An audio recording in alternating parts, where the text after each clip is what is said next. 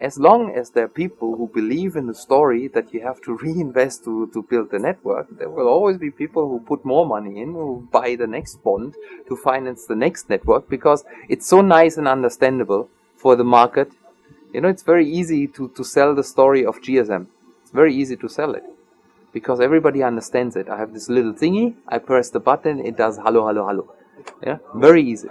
If I come with one of my difficult business cases to a banker and say, by the way, I have this great idea how we can make huge money with very little investment, but I need a very little money.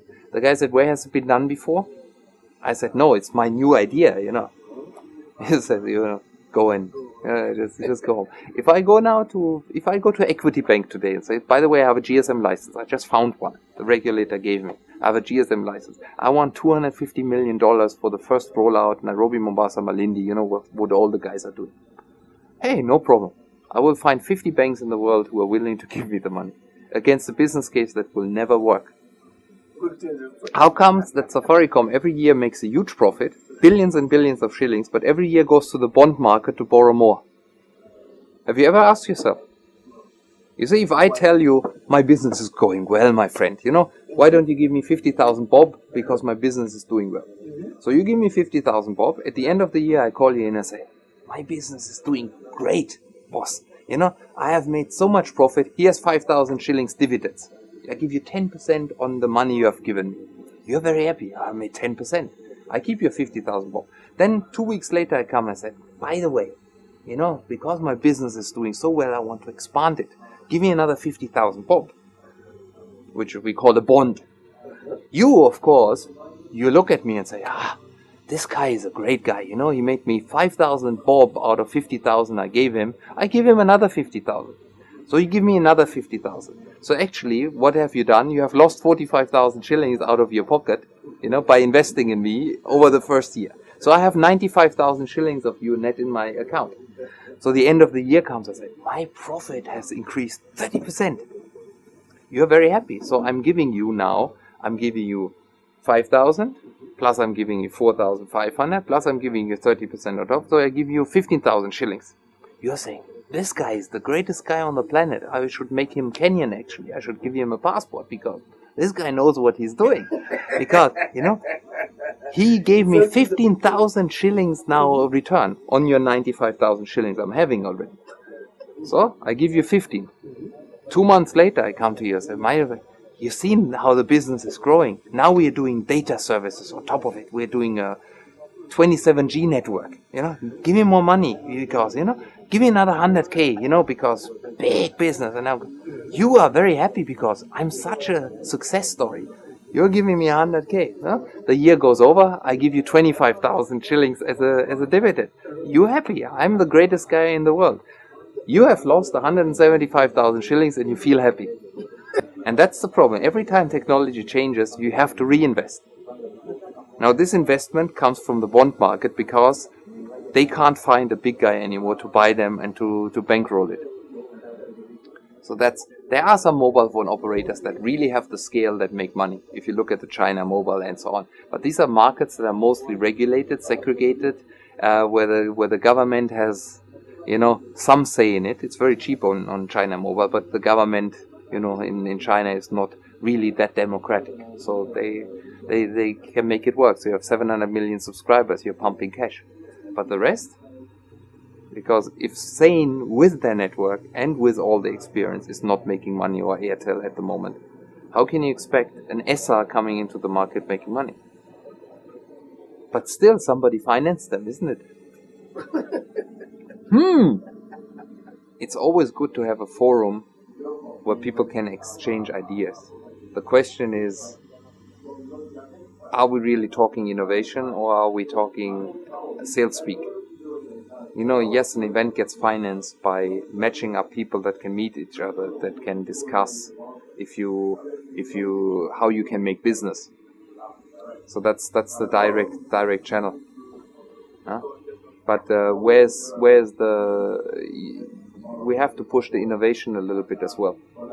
And innovation, I would have loved to see now that some people are here that are in angel capital, venture capital, and so on. If we want to push innovation, we should invite not the guys like me, as a network operator. I was not invited here because I'm controversial. I was invited because I run a large group. I should be invited because I'm controversial, and then you should have university students who have great ideas. They should be here who say, hey, I have a great idea. And then you should have some bankers sitting there and some venture capitalists and the Gates Foundation and God knows who says, oh, great, need to invest. Mobile telephony is not going to go down. Mobile telephony will be there, but the guys who are billing you, the guys who you know as the big guys, might have difficulties to find their niche in that market. The world has moved peer-to-peer. Content has moved not from a central delivery anymore to user-generated content. Look at the old television setup. Is somebody decides what you're going to watch. Then there was competition. Now you are actually creating the content on YouTube, what people are watching, isn't it? So if you look at usage profiles of young people, they have 70% is the split between user-generated content they are consuming and content that is centralized in a tin can, produced to you and KBC broadcasted. And that ratio will go down. So, this is what ICT will enable. I think you will have a shift in the world. People will shift businesses where creativity can thrive. ICT is an enabler, very important enabler for us here in Africa to have a voice, because we have the creativity. We just had no channel to express our creativity to the rest of the world. And then we have the silver bullet thing, which is another problem we are running here. The quick fix. There is no quick fix. Life is a struggle. But here, if you look at ICT, for example, when I entered the ICT space, first it was said, if you give more licenses, all problems will be sorted. So, more licenses. It was done in the wrong way, but that doesn't matter. So, once we had the licenses, everybody said, if we get international gateway licenses, all problems will be solved. Okay, international gateway license sooner or later came. Way too late, but they came. Then we said, if submarine capacity comes, all problems are solved. Okay, submarine capacity came. Who brought submarine into this country? So submarine capacity came. What happened? Well, now it's the next excuse. If the government runs Novbi fiber or God knows what. Yesterday somebody said, if the government runs fiber to the base stations. Hey, wait a minute, that's my business case as KDN. That's what I do.